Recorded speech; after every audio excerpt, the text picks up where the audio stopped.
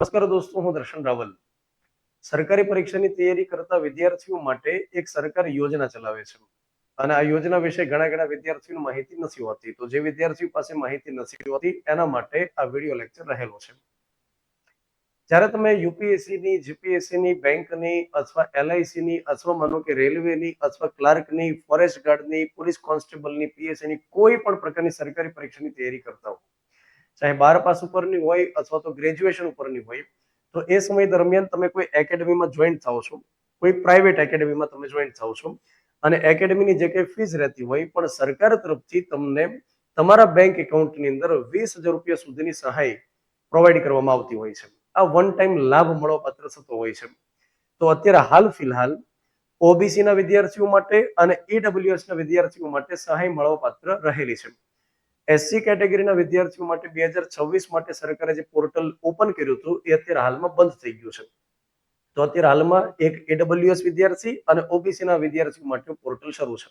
પણ ખાસ વાત, 2026 માટે ઓબીસી વર્ગના વિદ્યાર્થીઓએ જો સરકારી પરીક્ષા માટે સરકારનો લાભ લેવો હોય, 20,000 રૂપિયા સુધીની સહાય લેવી હોય, તો એના માટે ઓનલાઈન એપ્લાય કરવા માટેની જે છેલ્લી તારીખ રહેલી છે એ યાદ રાખવાની છે, 31 ઓગસ્ટ 2024.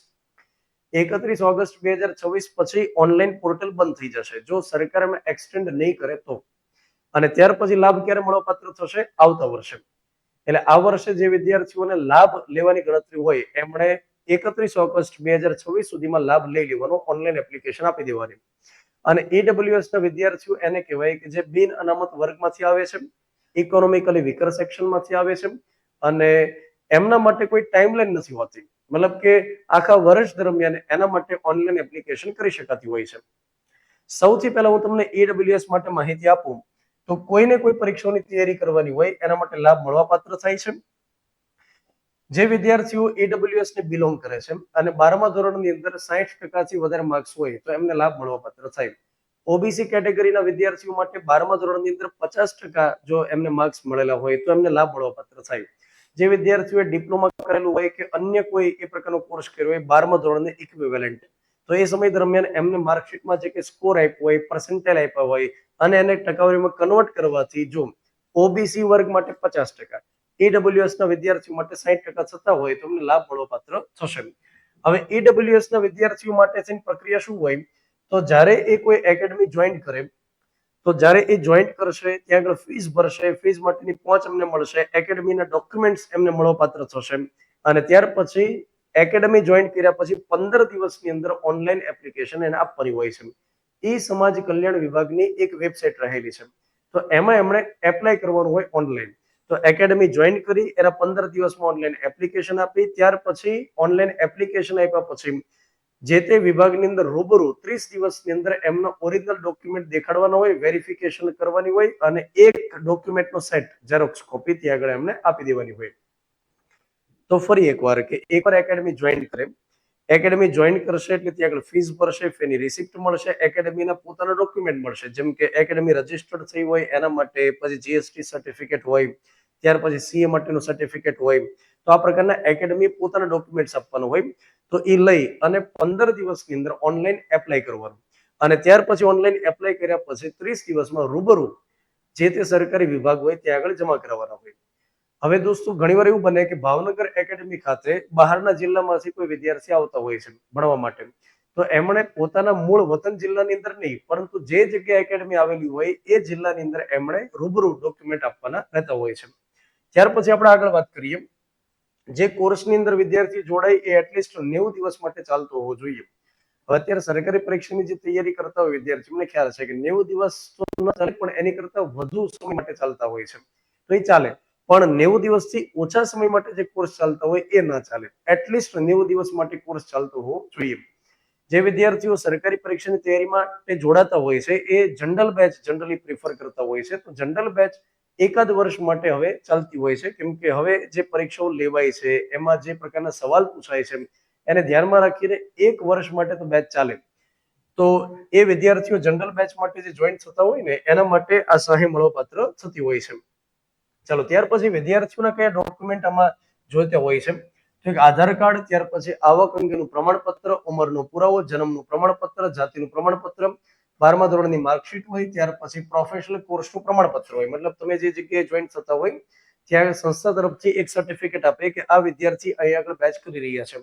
ત્યાર પછી પાસપોર્ટ સાઇઝનો ફોટો, ફી ભર્યાની રિસિપ્ટ, ત્યાર પછી બેંક પાસબુક, કેમ કે તમારા બેંક એકાઉન્ટની અંદર પૈસા આવતા હોય છે, નહીં કે એકેડેમીના એકાઉન્ટમાં ન આવે. ત્યાર પછી શાળા છોડ્યાનું પ્રમાણપત્ર. આ ડોક્યુમેન્ટ્સ વિદ્યાર્થીએ જરૂર પડતા હોય છે. ત્યાર પછી અરજીની અંદર જો ભૂલ થાય તો એના માટે શું કરવાનું એની પ્રક્રિયા રહેલી છે. ત્યાર પછી ઓબીસી ના વિદ્યાર્થીઓ માટે જો આપણે વાત કરીએ તો ઓબીસી ના વિદ્યાર્થીઓ માટે પણ 20,000 રૂપિયા સુધીની સહાય મળવાપાત્ર થાય છે. સરકાર તરફથી 2017-18 થી લગાતાર આ યોજના કાર્યરત છે. ત્યાર પછી આપણે આગળની માહિતી મેળવીએ. વતન અને જાતિનો દાખલો એમની પાસે હોવો જોઈએ, શૈક્ષણિક લાયકાત માટેનો દાખલો હોવો જોઈએ, અને બીજું શૈક્ષણિક લાયકાત 12મા ધોરણમાં અગેન ઓબીસી માટે 50% મર્યાદા રહેલી છે. 50% તો એટલીસ્ટ હોવા જોઈએ. ત્યાર પછી આવકની મર્યાદા કહે છે 4.5 લાખ રૂપિયાની, મતલબ કે વાર્ષિક કુટુંબની જો આવક 4.5 લાખ રૂપિયા કે તેથી ઓછી હોય તો ચાલે.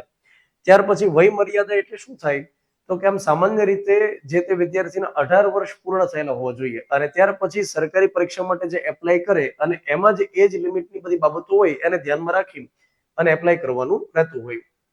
ત્યાર પછી એવી કોચિંગ સંસ્થાની અંદર તમને સહાય મળવાપાત્ર થતી હોય કે જે સરકારમાં રજીસ્ટર્ડ હોય, ત્યાર પછી 3 વર્ષથી આ પ્રકારની કામગીરી કરતી હોય કોચિંગ સહાય માટે થઈ, અને એવી એકેડેમી ચાલે જેને 3 વર્ષનો એક્સપિરિયન્સ હોય, અનુભવ હોય. ત્યાર પછી આપણે આગળ વાત કરીએ કે જે ઓબીસી ના વિદ્યાર્થીઓ છે એના માટે શેની જરૂર પડશે તો કે એનું આધાર કાર્ડ, ત્યાર પછી અરજદારની જાતિ અથવા પેટા જાતિનો દાખલો, રહેઠાણ માટેનો પુરાવો જોઈએ, ત્યાર પછી આવકનું પ્રમાણપત્ર જોઈએ, બેંક એકાઉન્ટ હોય એની પાસબુક એમાં જોઈએ, અથવા તો કેન્સલ થયેલો ચેક એના માટે જોઈએ. ત્યાર પછી 10મા ધોરણ 12મા ધોરણની માર્કશીટ, અને જો ગ્રેજ્યુએશન ઉપરની પરીક્ષાની તૈયારી કરતો હોય તો ગ્રેજ્યુએશન થઈ ગયા હોય એની માર્કશીટ. ત્યાર પછી સંસ્થા તરફથી જે પુરાવા આપવામાં આવે છે એમાં એક તો ફીની રિસિપ્ટ આપવામાં આવતી હોય, ત્યાર પછી એકેડેમી અથવા સંસ્થા જે રજીસ્ટર્ડ થયેલી હોય એ રજીસ્ટ્રેશન માટેનો દાખલો હોય, જીએસટી માટેનું પ્રમાણપત્ર હોય, ત્યાર પછી સીએ ના પ્રમાણપત્રની જરૂર પડતી હોય તો એ આપવામાં આવતું હોય સંસ્થા તરફથી.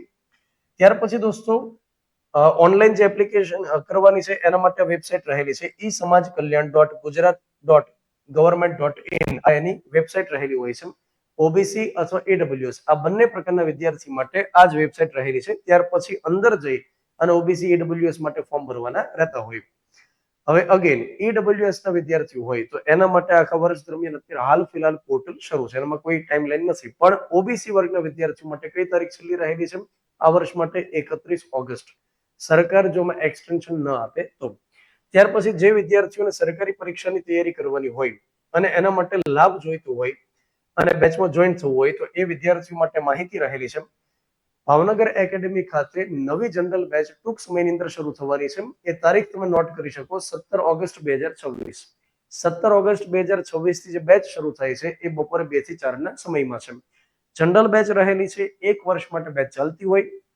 આગામી સમયમાં તમે ક્લાસ 3 સુપર ક્લાસ 3 ની કોઈ પણ પરીક્ષાની તૈયારી કરવા ઈચ્છતા હોય તો એના માટે જનરલ બેચ એકદમ બેસ્ટ સાબિત થાય, કેમ કે આમાં અલગ અલગ અમે 12 જેટલા વિષયો ભણાવીએ છીએ, જેમાં ઇતિહાસ, બંધારણ, ભૂગોળ, પંચાયતી રાજ, કરંટ અફેર, સામાન્ય વિજ્ઞાન, ત્યાર પછી સાંસ્કૃતિક વારસો, ઇકોનોમિક્સ, પર્યાવરણ, એ જ રીતે મેથ્સ, રીઝનિંગ, ગુજરાતી, અંગ્રેજી આ પ્રકારના વિષયોનો સમાવેશ કરવામાં આવે.